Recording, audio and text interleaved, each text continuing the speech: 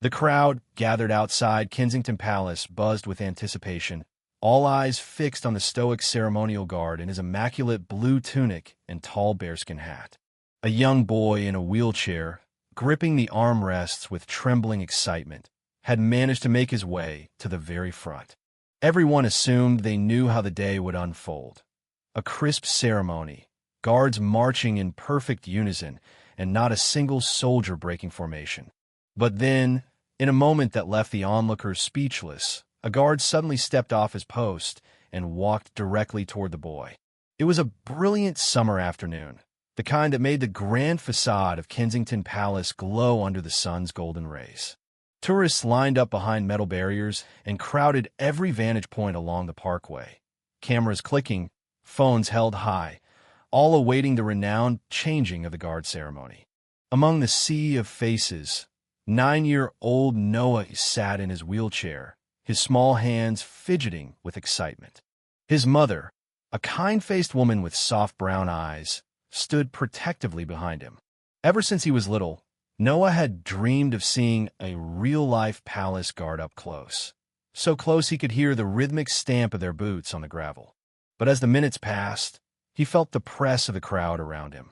People towered over his wheelchair, craning their necks for a better view while he struggled to see past the shifting forest of legs and torsos.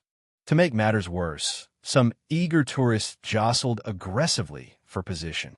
His mother's polite requests for them to allow her son a better view were ignored. Each shove made Noah's heart sink a little more.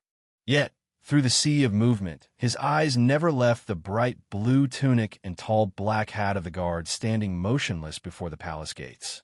"He's so brave," Noah whispered to himself. "I wish I could be like that."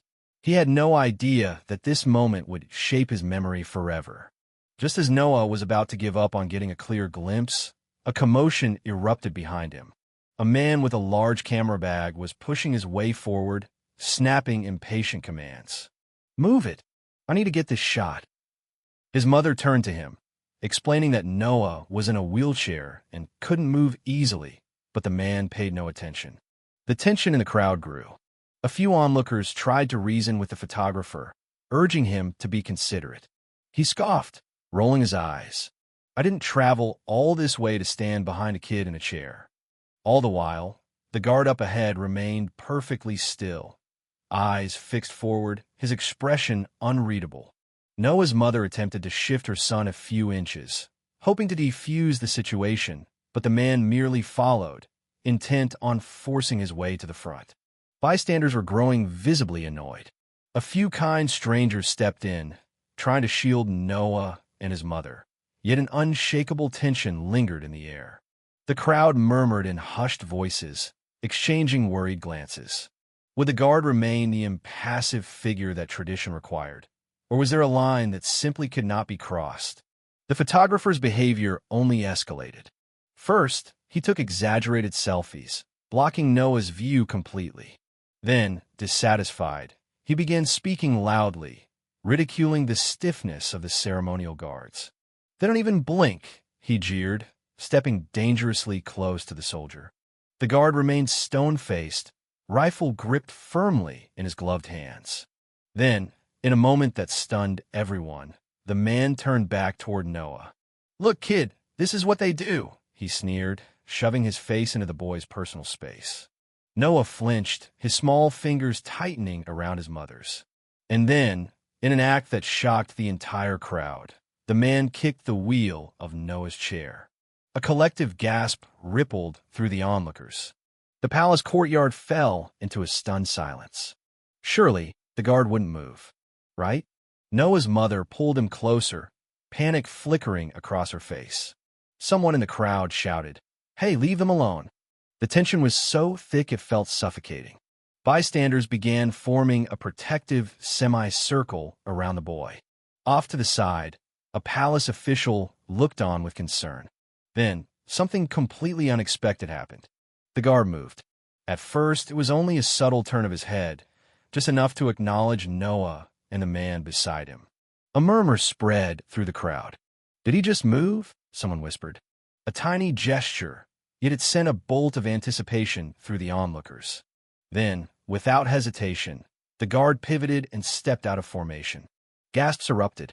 Camera flashes illuminated the moment. People had come to witness a meticulously rehearsed ceremony. But this was an unprecedented break in tradition. The guard positioned himself between Noah and the man, standing tall and resolute. The troublemaker faltered, muttering something under his breath, but the soldier merely raised his hand in a silent yet commanding "stop right there" gesture. For a breathless moment, time seemed to stand still. Then, in a move that no one could have predicted, the guard did something that shattered every expectation. He knelt. Lowering himself to Noah's level, he rested a steady hand on the boy's wheelchair, his eyes meeting Noah's directly. The crowd hushed to near silence, their breath caught in awe. "Are you all right, young man?" the guard asked, his voice calm, yet filled with quiet empathy. Noah nodded slowly, eyes wide with wonder. His lip quivered as he fought back tears. He had never imagined that a palace guard, one of the most disciplined and unshakable figures of authority, would break protocol just for him. His mother pressed a hand over her heart, overwhelmed with emotion. And then, as if sealing the moment, the guard gently placed his gloved hand over Noah's smaller one, giving it a firm yet reassuring squeeze. The crowd erupted into applause. A few people wiped tears from their eyes, touched by the unexpected kindness. Even the palace official, who had initially looked uneasy, now watched in silent approval. The centuries-old rule was clear. Ceremonial guards must remain motionless, their duty above all else. Yet, in this moment, that tradition had melted away, leaving only a soldier and a young boy sharing a deeply human connection. Somewhere in the background, the troublemaker quietly slunk away, his arrogance replaced with visible shame. But no one paid him any attention anymore.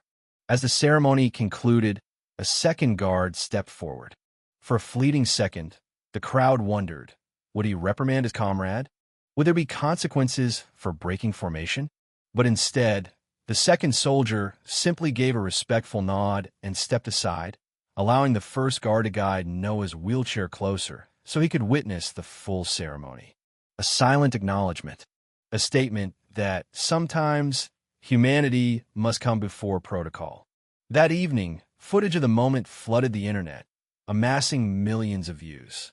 News outlets praised the guard for his remarkable act of compassion.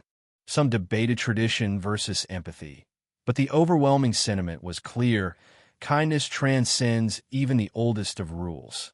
Noah, back at home, watched the footage over and over, a permanent smile on his face. And when asked how he felt, he simply said, "I've never felt more seen."